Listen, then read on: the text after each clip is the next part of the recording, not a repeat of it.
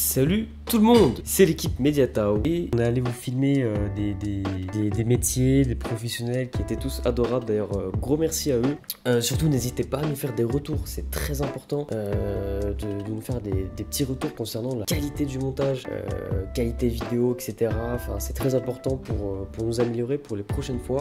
Qu'est-ce que je pourrais dire de plus? Ah oui, on a fait aussi un petit timecode dans la vidéo, pas pour tout simplement vous faciliter la tâche, mais aussi par rapport peut-être à vos centres d'intérêt, pour que vous perdiez le moins de temps possible. Et on espère que la vidéo vous plaira. Et puis voilà, écoutez, bon visionnage. Ah oui, il faut vraiment que je m'améliore au niveau des photos portraits. Vous allez voir, il y a quelques petits clichés un petit peu miteux. Je m'en excuse, je vous promets que je ferai mieux la prochaine fois. Bon visionnage.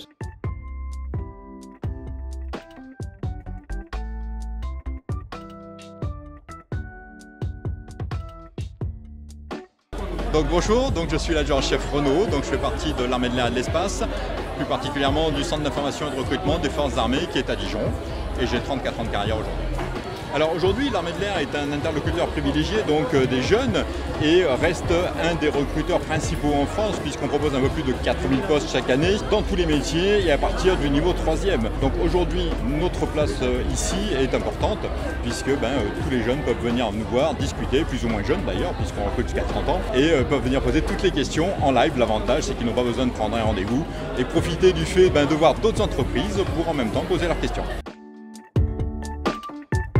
Alors oui, effectivement, il y a des limites qu'on n'aime pas utiliser, mais il y a une limite à cause de la formation et des cursus. Cette limite est de 30 ans maximum à la date de la signature du contrat et 17 ans au minimum, donc pour un jeune qui viendrait nous voir pour avoir des informations et un premier contrat. Alors l'armée de l'air et de l'espace aujourd'hui, on insiste sur le fait qu'on reste une armée de métier.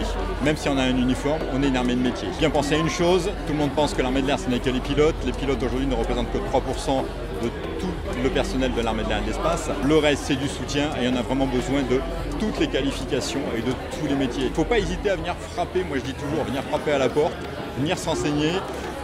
Quel que soit le cursus, quels que soient les diplômes que l'on ait. Et aujourd'hui, on recherche un petit peu comme tout le monde, des informaticiens, des spécialistes en restauration, des spécialistes dans les langues étrangères, des mécanos. Et puis, moi j'aime bien dire toujours, je le prends à quelqu'un d'autre, mais ça fait rien, venez comme vous êtes, on discute et on peut vous trouver quelque chose à vous proposer. Les contrats varient de 1 an pour les plus courts à 10 ans pour les plus longs. On arrivera toujours à trouver quelque chose. C'est vraiment ouvert à tout le monde aujourd'hui, j'insiste. Effectivement, on aura plus peut-être de facilité avec quelqu'un qui a des diplômes ou qui a des cursus, mais quelqu'un qui vient sans diplôme avec de l'expérience professionnelle, on va prendre cette expérience professionnelle comme quelque chose de concluant et donc on pourra très bien lui proposer, par rapport à cette expérience qu'il a déjà eue, quelque chose dans la spécialité qu'il aura faite, quelque chose qui n'a absolument rien à voir puisqu'il y a certaines spécialités comme les métiers de la sécurité où on demande uniquement d'être un petit peu sportif. Bah oui, je sais, ça se prend toujours, mais il faut être un petit peu sportif et il pourra faire quand même un métier, même sans diplôme, même sans qualification. Qu'il n'hésite pas à aller sur internet, on a un site qui est très bien fait qui s'appelle Devenir Aviateur, mais également pour ceux qui sont un peu plus timides, il y a une chaîne YouTube où il y a plein de témoignages de jeunes qui ont fait la démarche, qui aujourd'hui sont engagés et racontent un petit peu leur cursus et leur parcours.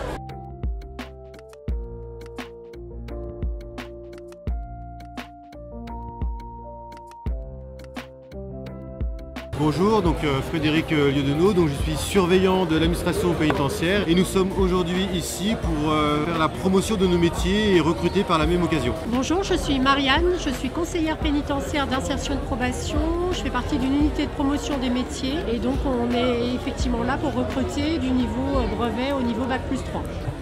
Ce qu'il faut savoir, c'est qu'en fait l'administration pénitentiaire elle a deux missions principales. Elle a une mission de sécurité et réinsertion sociale et une mission de prévention de la récidive. Et toutes les missions qui sont dites de sécurité et réinsertion sont plutôt dévouées au personnel de surveillants dont je fais partie et les missions de prévention de la récidive plus du métier de ma collègue conseillère pénitentiaire insertion de probation. Alors la particularité de notre administration et surtout là pour le métier de surveillant, on n'a pas forcément de profil en particulier. Pour la simple et bonne raison en fait c'est qu'on est formé dans notre école. C'est-à-dire que là le métier de surveillant on passe un concours, donc c'est brevet des collèges, sur le brevet des collèges, et après on est formé au sein de l'école nationale d'administration pénitentiaire. Et donc on est formé à toutes les techniques d'intervention, on est formé à tout ce qui est du droit pénal, on est formé à tout ce qui est psychopathologie, et toutes les techniques d'intervention, outils, ainsi de suite. Donc on ne recherche pas forcément de profil en particulier. que nous, les conditions de diplôme nous permettent en fait d'avoir différents profils. Alors que pour ma collègue, donc je vais lui laisser parler, c'est un peu différent. En tout cas, pour les métiers de conseiller pénitentiaire d'insertion de probation et les concours de directeur, on n'a pas besoin forcément d'être juriste, mais en tout cas d'aimer travailler avec l'humain et de savoir qu'on sera en contact avec des personnes qui sont passées par le tribunal, qui ont été jugées. Et donc l'objectif, c'est vraiment d'avoir une ouverture d'esprit.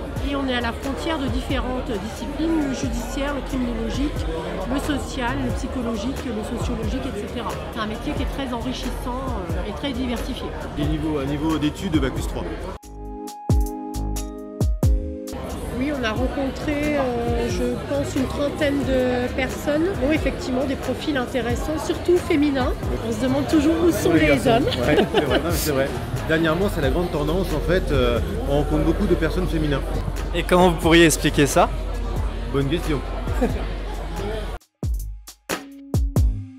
Je leur dis tout simplement que l'administration pénitentiaire est très riche dans plein de domaines. C'est-à-dire que souvent on propose un métier de surveillant, mais en fait surveillant c'est pas un métier en fait, c'est une multitude de métiers. Aussi bien à l'intérieur des murs qu'à l'extérieur des murs. Et nous avons aussi des métiers avec d'énormes évolutions de carrière. À juste titre, un surveillant peut finir directeur d'un établissement pénitentiaire. C'est, comme je le disais, un métier enrichissant à la fois pour soi et aussi pour les autres. Et vraiment l'idée c'est de casser tous ces préjugés où on se dit c'est un métier qui est dangereux, surtout pour les femmes, et c'est pas le cas, pas tout le temps en tout cas, pas une majorité des cas de figure. Effectivement, c'est un métier qui peut apporter beaucoup et on peut aussi apporter beaucoup si on a envie de travailler avec l'humain, avec les autres et qu'on a envie de donner du sens à sa vie.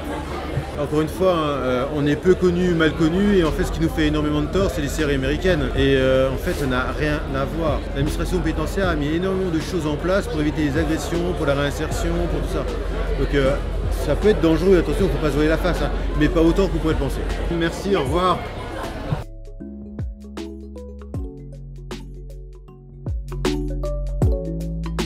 Moi c'est Pascal, je suis réserviste de la police nationale, je suis à la retraite depuis 1 an, je renforce de temps en temps les effectifs pour assurer certaines missions de recrutement. Arnaud, je suis en charge du recrutement police nationale au niveau de la Bourgogne-Franche-Comté. Nous sommes 2 en région Bourgogne-Franche-Comté, on s'occupe de tout ce qui est recrutement et promotion des métiers. Ça fait 1 an que je suis à ce poste.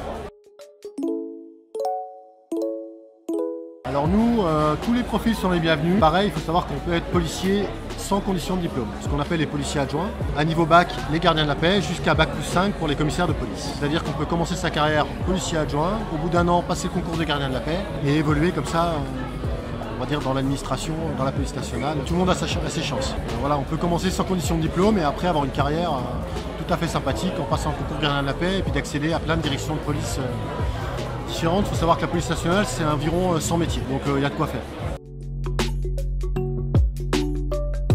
Alors en général, moi de mon côté, j'essaye de parler de toutes les branches. Alors effectivement, on a tous les métiers de terrain. Ça peut être les brigades VTT, les polices secours, les BAC, les brigades spécialisées comme le RAID ou la BRI. Et puis effectivement, tous les services d'enquête, avec des services d'enquête comme la brigade des mineurs, ça peut être les brigades des stupéfiants, ça peut être vraiment la lutte contre l'immigration clandestine, etc. Il y a vraiment plein d'unités d'investigation. Puis on peut avoir des policiers motards, on peut avoir des policiers en brigade des caisses, des brigades cynophiles, et on va retrouver aussi d'autres missions comme les CRS maîtres nageurs sauveteurs ou CRS de haute montagne que vous pouvez constater derrière, qui sont des spécialités aussi au sein de la police nationale. On essaye de leur dire que c'est tout un panel et qu'une carrière c'est pas quelque chose de linéaire. On peut commencer sa carrière dans un service, puis après naviguer dans plein de services différents, être garde du corps pour des personnalités françaises ou étrangères, ou aller effectivement en police judiciaire, unité d'investigation.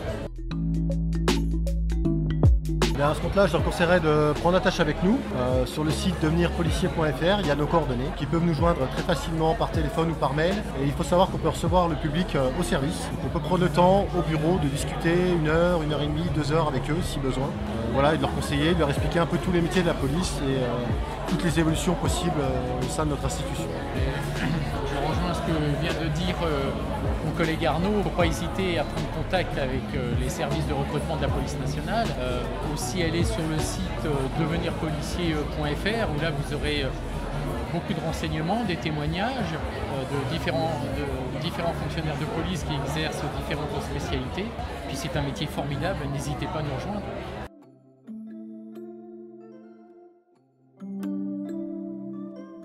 Je Major Frolet, je suis recruteur, enfin je suis réserviste, c'est-à-dire que je fais des périodes de temps à autre au CIRFA de Dijon. J'ai été dans l'actif, militaire actif pendant 37 ans, j'étais prof de sport dans un régiment d'hélicoptères et à un moment de ma carrière j'ai décidé de faire du recrutement et voilà, j'ai travaillé à Dijon pendant 5 ans et je continue de temps en temps de venir donner un coup de main à mes camarades dans ce cadre-là. C'est exactement le genre de manifestation auquel on aime participer puisque voilà, on rencontre des jeunes, des moins jeunes, parfois qui nous demandent s'ils peuvent s'engager à 50 ans, non c'est pas possible. On trouve bien souvent la cible des gens qu'on voudrait recruter dans ce type de manifestation, donc c'est très intéressant. Alors en fait on n'a pas de profil type, en fait nous on recrute toute personne de 17 ans et demi à 30 ans environ, selon les spécialités, et de son diplôme à Bac+5. Donc tout le monde peut nous intéresser, il suffit simplement d'être motivé, quoi. Tout le monde a sa place. En fait on souffre d'un déficit d'information puisque auparavant il y avait le service militaire, les gens connaissaient un peu l'armée, maintenant voilà, les seules images qu'ils aient de l'armée sont les gens qui patrouillent à Sentinelle ou des choses comme ça et ils ne savent pas qu'on recrute, qu'on cherche du monde dans plein de métiers différents et on souffre d'un problème de visibilité je pense. Bien justement, passez nous voir au CIRFA de Dijon, là on est avenue Garibaldi en face le char, c'est pas difficile à trouver et que tout le monde nous intéresse.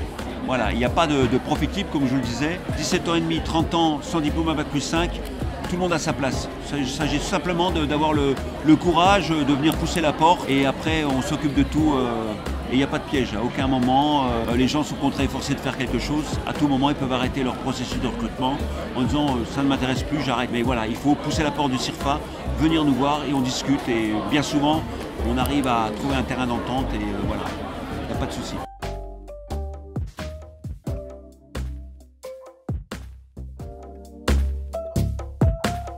Je suis Sandra, chargée de recrutement au Crédit Agricole de Champagne-Bourgogne. Et donc Laurine, chargée de recrutement également au Crédit Agricole de Champagne-Bourgogne. Alors, des choses très simples. Un Bac+2, peu importe lequel, mais validé. D'accord ? C'est vraiment notre seul impératif en termes de formation, puisque derrière, le Crédit Agricole forme. Donc ça, c'est quand même un avantage. Et puis, après, c'est plutôt des savoir-être. On cherche des personnes qui n'auront pas peur d'aller à la rencontre des gens, qui n'auront pas peur d'aller développer un portefeuille de clients, qui vont être force de proposition, qui vont prendre des initiatives. La curiosité, c'est pour moi le point central. Parce que si on est curieux, on pose des questions. Si on pose des questions, on découvre son client. Si on découvre son client, on lui propose des bons produits et services. Et si on est curieux, on apprend beaucoup de choses. Donc voilà, la curiosité, c'est le nerf de la guerre. Ce qui est intéressant dans la banque, c'est que c'est pas un métier qu'on fait par hasard, parce que derrière on peut évoluer, on peut faire très belle carrière au Crédit Agricole. On a des personnes qui sont là depuis 20, 30, 40 ans et qui ont su faire différents métiers. Qui ne sont pas forcément restés que sur du conseiller clientèle particulier, qui sont partis dans d'autres clientèles ou d'autres métiers tout simplement au sein du Crédit Agricole. N'hésitez pas en tout cas à vous renseigner sur les filières de la banque. Nous, vous pouvez venir nous voir, en tout cas sur les forums quand on est présent, ou sinon sur notre site aussi, le site recrutement, Crédit Agricole Champagne-Bourgogne recrute. Et donc à ce moment-là, on pourra traiter vos CV ou en tout cas vos candidatures. Et vous pouvez voir du coup toutes nos offres et aussi des informations sur le Crédit Agricole de Champagne-Bourgogne. Après, un autre petit conseil, donc, je reprends tout simplement, soyez curieux, posez des questions. Site CACB Recrute ou LinkedIn aussi, donc on peut aussi nous envoyer des messages sur LinkedIn et je prends le temps d'y répondre au moins une fois par semaine, donc vous voyez, c'est quand même pas mal. Donc, on est réactif. On est là. Alors je suis Laurence et je suis animatrice emploi au sein de l'ANEFA, c'est l'Association nationale pour l'emploi et la formation agricole. Alors c'est pas une école, c'est une structure qui met en relation, entre autres, les candidats, les personnes qui cherchent du travail dans le secteur de l'agriculture et puis les offres d'emploi, c'est-à-dire les exploitants. Alors il y a des métiers dans la vigne évidemment, à côté de Dijon, il y a du maraîchage, il y a de l'élevage, il y a des grandes cultures, il y a tout ce qui concerne la forêt, l'horticulture, enfin les métiers en tout cas de l'agriculture en Côte d'Or, c'est plus de 100 métiers. Un agent viticole, il y a un agent polyvalent, il y a des personnes qui travaillent dans la transformation. Là, je suis allée récemment dans une ferme qui cultivait les canards ou les vaches. Il y avait 700 vaches dans l'exploitation. Donc voilà, c'est des métiers très très larges qu'on peut soit faire sans avoir aucune formation. Il va y avoir tout ce qui concerne le travail de la vigne. Donc il va falloir tailler la vigne. Donc on va énormément recruter de tailleurs de vigne. Et pour ça, il n'y a pas besoin de diplôme. Et puis il y a d'autres, on s'occupe aussi des formations. Et là, pour par exemple s'installer en tant qu'exploitant, donc là il y a le BPREA, mais il y a plein de formations avec le CFA, les CFPPA, qui concernent tous les secteurs de la vigne, du maraîchage, de la culture, de la polyculture, tout ce qui concerne les métiers de l'agricole. Oui, on est très étonnés parce que quelquefois, l'année dernière, on avait moins de profils et là, on a tout type de profils. Beaucoup de personnes qui veulent se reconvertir dans l'agriculture, beaucoup de personnes qui veulent trouver des petits jobs aussi, donc c'est le bon moment, que ce soit maintenant ou pour les semences ou pour bientôt on va ramasser les fruits, donc là, il n'y a pas besoin non plus d'avoir de grandes formations. Donc on a eu pas mal de CV et puis surtout nous on leur indique de créer leur profil sur le site qui s'appelle l'Agriculture Recrute, c'est une plateforme où vous renseignez votre profil de candidat, vous mettez votre CV, puis en face il y a des offres d'emploi. Et donc moi je fais le lien souvent, je valide, je fais le lien et puis les personnes se rencontrent et puis ensuite il y a des recrutements. C'est ce petit mot, c'est ose l'agriculture. Venez dans les secteurs et osez travailler dans l'agriculture, c'est des métiers super sympas, au grand air, donc voilà, osez.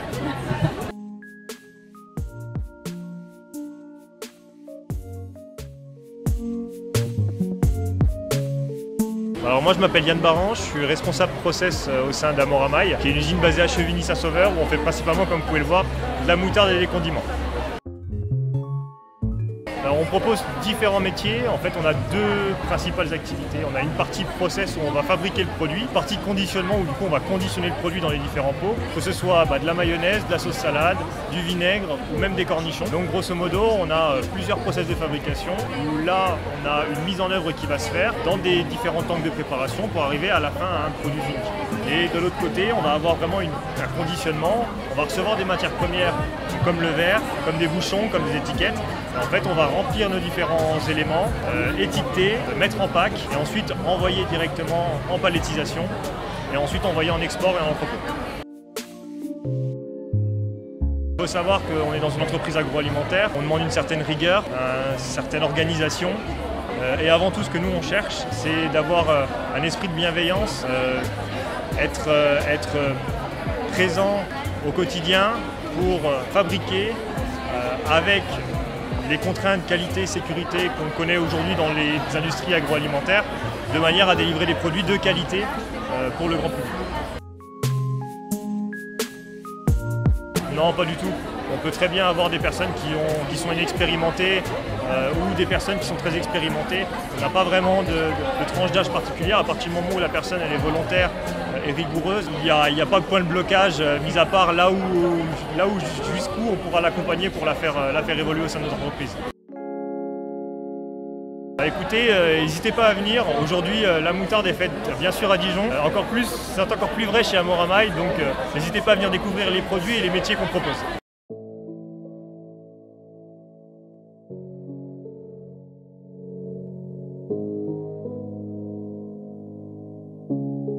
Alors moi je suis Méline Dornier, RRH au sein de la société Simrise à Villers-les-Faux, qui fait partie du coup de la société Diana Food. Et donc moi je suis Justine Duc, je suis responsable des activités de formation chez Vitagora et Vitagora c'est l'association qui représente les industries agroalimentaires de Bourgogne-Franche-Comté. En tant que représentant de l'industrie agroalimentaire, on fait le choix d'aider nos entreprises et les entreprises du territoire à se rendre visibles. Aujourd'hui on a piloté ce stand et Simrise est une des entreprises qui vient appuyer notre opération de visibilité et à la fois recruter à travers ce village. Alors, de manière générale, pour travailler en industrie agroalimentaire, on ne demande pas de diplôme particulier. On est ouvert à tout type de candidature. Le postulat de départ, c'est d'être motivé parce qu'on est quand même une industrie qui a, faut le dire, quelques contraintes. On travaille sur des postes, on peut travailler en milieu froid, on travaille sur du produit qui est vivant. Donc il y a énormément de contraintes d'hygiène et de sécurité autour de nos produits. Après, les postes les plus en tension à l'heure actuelle, ça va être des postes d'ouvriers non qualifiés, des postes de conduite de ligne avec plutôt là une qualification et des postes en maintenance.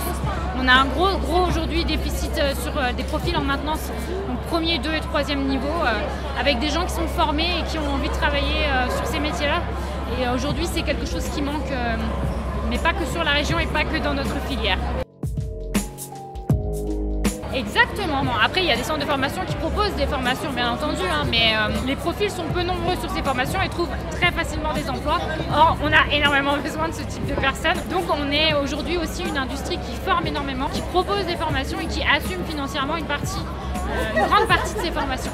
Alors effectivement, je suis totalement en accord sur le fait que pour moi aujourd'hui, recruter, ça passe en priorité sur le savoir-être de la personne. C'est-à-dire que je ne vais pas m'arrêter qu'au CV, je ne vais pas m'arrêter qu'au diplôme. Aujourd'hui, je trouve que c'est important de trouver la personne qui va correspondre aux valeurs de l'entreprise et où nous, on va correspondre aussi à sa recherche. Et c'est à travers ces événements comme ça qu'on se rend compte justement, est-ce qu'on a la même valeur du travail, valeurs d'entreprise qui sont partagées ou non. Ces profils qu'on recherche, donc nos profils d'opérateurs de production, de maintenance, de qualiticiens. Aujourd'hui, il y a les formations de base, mais effectivement, il y a le terrain. Chaque entreprise est prête à investir aujourd'hui pour l'humain, pour développer les compétences et créer vraiment une carrière pour le collaborateur et pas juste un métier de quelques mois. C'est vraiment une opportunité de carrière de travailler dans l'agroalimentaire et ça, c'est important parce que du coup, c'est pas le cas dans tous les secteurs. Alors moi je dirais l'agroalimentaire recrute, qu'on fait une semaine nationale du 14 au 18 novembre à destination à la fois des personnes qui cherchent un emploi mais aussi des scolaires, qu'il y a énormément de sites industriels agro qui vont s'ouvrir dans toute la Bourgogne-Franche-Comté et qu'il y aura un site dédié qui s'appellera semaine de l'agroalimentaire.fr. Il ne faut pas hésiter à aller dessus et que les entreprises sont ravies de montrer leur savoir-faire et leurs beaux produits. Alors moi je rejoins à nouveau Justine là-dessus sur le fait qu'il faut casser le préjugé de l'agroalimentaire. Aujourd'hui, voilà, c'est une opportunité de carrière, c'est un métier, c'est une entreprise à découvrir, c'est un secteur à découvrir, il y a plein de choses à apprendre. Donc on recrute, donc venez chez nous parce qu'on a de quoi faire, on a de quoi vous apprendre et vous montrer plein de choses, vous faire évoluer et puis vous épanouir au sein du monde de l'agroalimentaire. Bon et bien voilà, la vidéo touche à sa fin. Encore une fois, merci de l'avoir visionné. Mais surtout, n'hésitez pas à nous faire remonter peut-être des points d'amélioration pour qu'on puisse s'améliorer évidemment par la suite. Merci à tous, restez connectés et à la prochaine. C'était Mediato.